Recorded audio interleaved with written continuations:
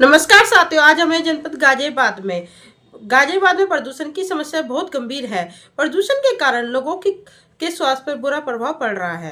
प्रदूषण की तो इतनी समस्या है, सभी लोगों को दिक्कत है, बच्चे बुजुर्ग सभी लोगों को। औरतें, हम सुबह योग में जाते हैं तो मास्क लगा कर जाते हैं, मास्क लगा कर कोई योग करने का कोई दायित्व नहीं है। और इतना प्रदूषण पार्क में रहता है, सड़कों पर रहता है। बच्चों की छुट्टी कर दी गई प्रदूषण की वजह से, उनका पढ़ाई का नुकसान है। बुजुर्गों को बहुत दिक्कत हो रही है, सांस में प्रॉब्लम हो रही है, लोग हॉस्पिटल में जा रहे हैं।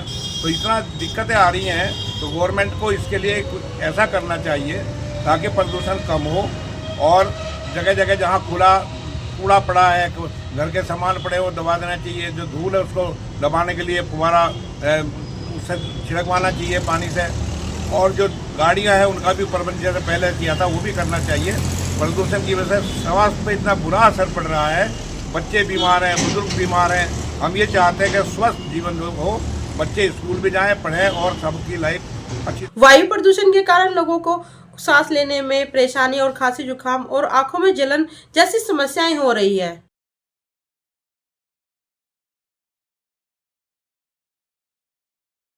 की छुट्टियां पड़ रही है पॉल्यूशन के कारण।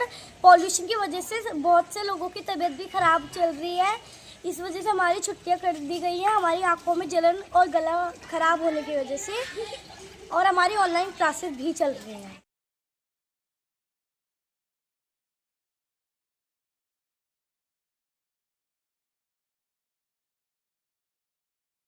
हम चाहते हैं कि हमारे स्कूल जल्दी से खुल जाए ताकि हम अपनी पढ़ाई आगे भी जारी रख सकते हैं। और क्योंकि नेटवर्क ख़राब होता है, किसी किसी को फ़ोन के पास सिग्नल नहीं आ पाता, इसलिए कोई बच्चे ऑनलाइन क्लासेस भी नहीं ले पाते इस वजह से।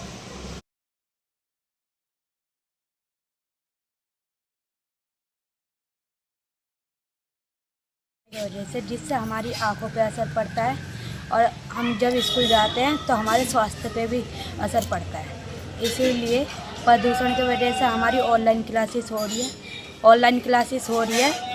तो उससे कितने बच्चों के पास फ़ोन नहीं है उनकी ऑनलाइन क्लास नहीं हो पा रही, और जो ऑनलाइन क्लास ले पा रहे हैं उनकी आंखें खराब हो जा रही हैं, किसी के चश्मे चढ़ जा रहे हैं, और कभी कभार फ़ोन स्विच ऑफ हो जाता है, कभी नेटवर्क नहीं पकड़ता। इससे उनकी पढ़ाई पे भी असर पड़ रहा है और उनकी पढ़ाई ख़राब हो रही है।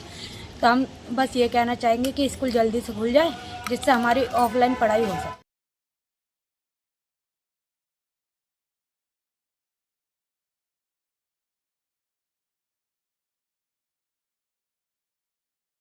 के माध्यम से मैं ये कहना चाहता हूँ, प्रदूषण एक चरम सीमा पर है, जो कि इससे बच्चों को साथ साथ बड़े बुजुर्गों को इसके स्वास्थ्य पे बहुत गलत असर जा रहा है। स्वास्थ्य कुछ अस्थमेटिक जो प्रॉब्लम होती है वो बहुत चरम सीमा पर है इसकी। हर साल का ये रवैया हो गया है, सरकार को इसको कोई ठोस इसका प्रबंध करना चाहिए। इसके जैसे कि ये जो ट्रांसपोर्ट की सुविधा है, इसको गाड़ियों को कुछ सीमित करना चाहिए। फिर इसका कुछ जो रोडों पे है धूल मिट्टी होती है, इसको साफ़ सफाई का विशेष ध्यान रखना चाहिए।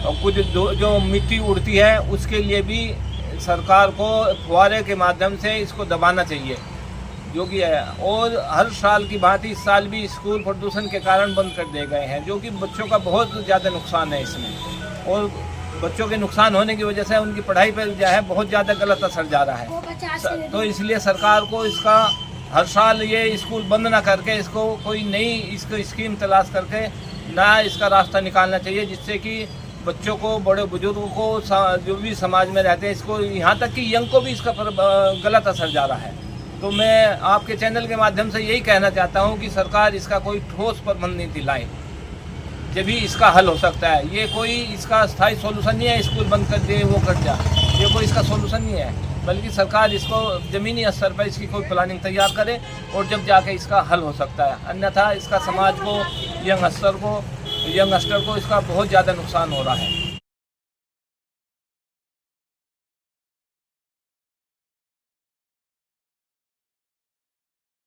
विशेष रूप से NCR गाजियाबाद, जो दिल्ली का चारों तरफ का 100 किलोमीटर का जो रेडियस है, इसमें जो इंडस्ट्री या धुएं वाली बंद कर देनी चाहिए, उसका नया रास्ता निकालना चाहिए। इससे जो प्रॉब्लम होने वाले, आंखों में जलन होती है, गले में खराश होती है, और जो अस्थमा के मरीज हैं उनको और ज़्यादा प्रॉब्लम आ जाती है। इवन यहाँ तक का हो जाता है कि उन्हें हॉस्पिटलाइज होना पड़ता है, इतनी भयानक प्रॉब्लम हो जाती है।